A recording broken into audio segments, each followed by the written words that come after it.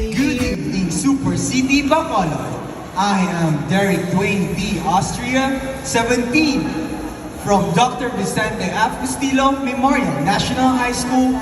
You're Mr. T. Mascara, candidate number 11. The one thing I learned about joining this pageant is dedication.